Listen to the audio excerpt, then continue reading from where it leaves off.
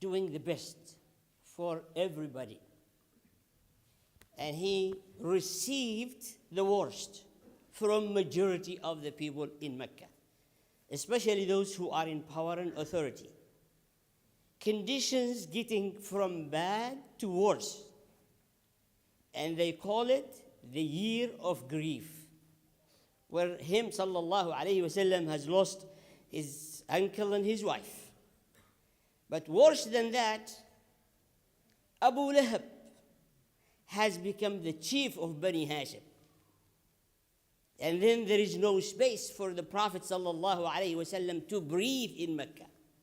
His followers few, and they are scattered around Arabia, from Abyssinia to Medina, from prison and torture and from expelled everywhere.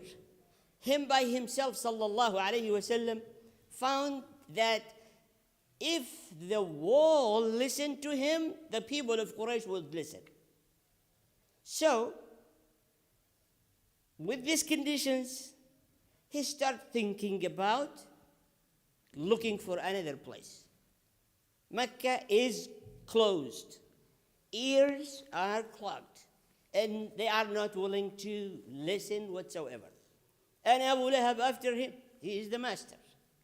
So, sallallahu alayhi wasallam came up with a great plan.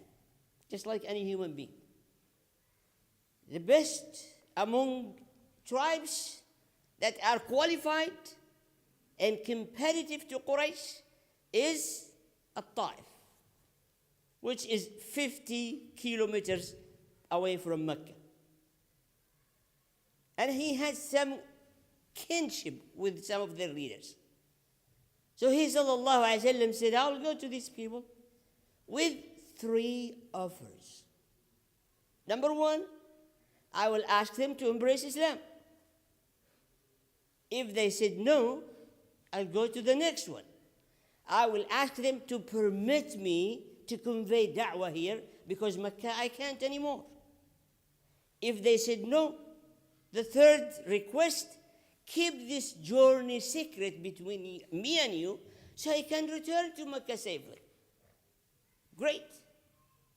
And there is no possibility you fail. So he went to them and put the first question, they say no. Embrace Islam, they say no. Permit me to convey the message here among you, say no. Keep this trip secret, they say no. And we will teach you a lesson, that not to do it again.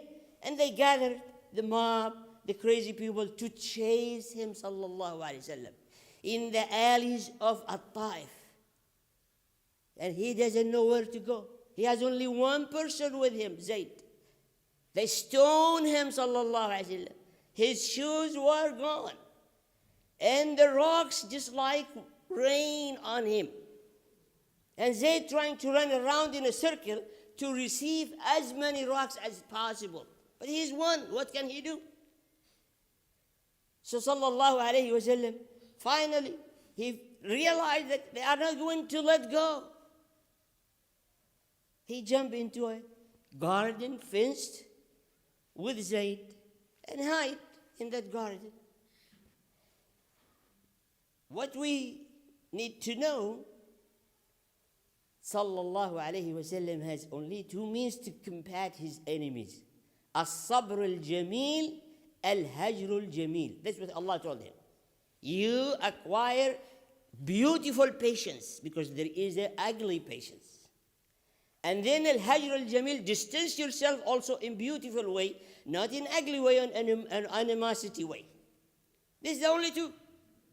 So sallallahu alayhi wasallam, we are not going to go to the detail.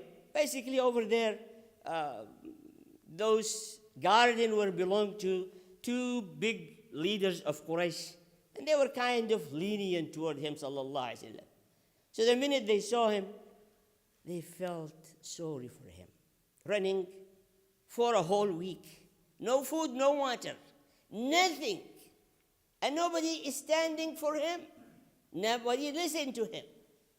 So they said to their servant, gardener, give him some grape and water.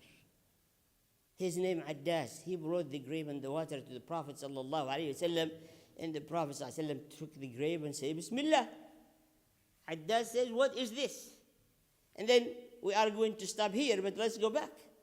Once this is all over, what he said sallallahu alaihi wasallam, أشكو إليك ضعف قوتي وقلة حيلتي وهواني على الناس. I complain to you 3 things. My situation come to 3 conditions.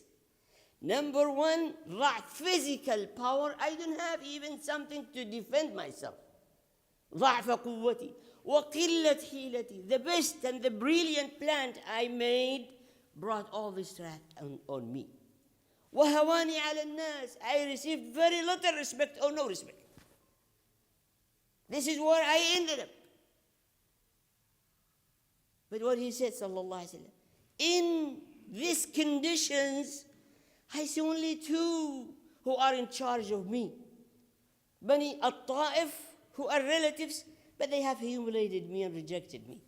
Quraysh, who are also belong to them, they have their sword in their hand to chop my head. I cannot go back to Makkah.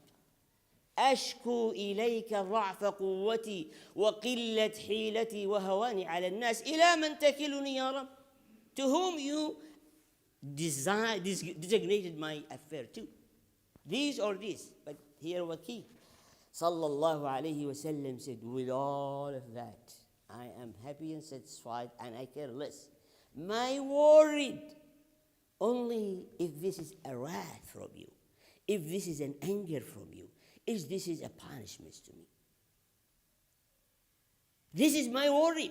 What happened to me, I'm not worried about it. My bad conditions, I'm not worried about it. I'm worried about one thing. Are you pleased with me? Or are you angry with me? Is this a wrath and anger and punishment, or a plan from you?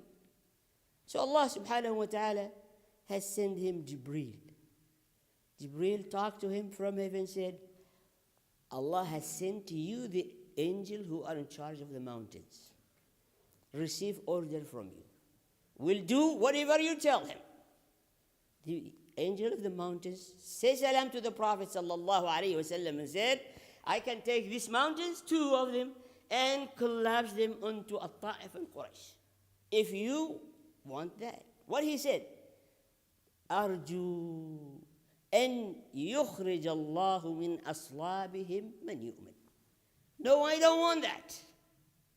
I am hoping Allah will bring children from them and offspring that believes in the deed. If they are destroyed, where are we going to get those generations?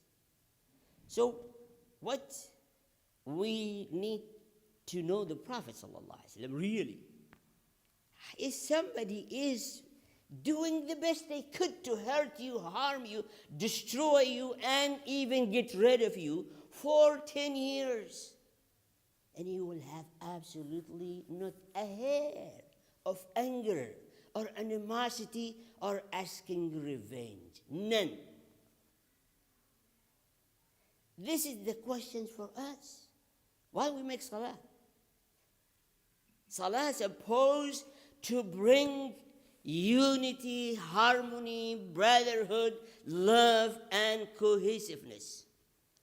If it doesn't do that, then there is a question, what is salah? What is it? Assalamu alaikum. Inshallah, we'll see you next time.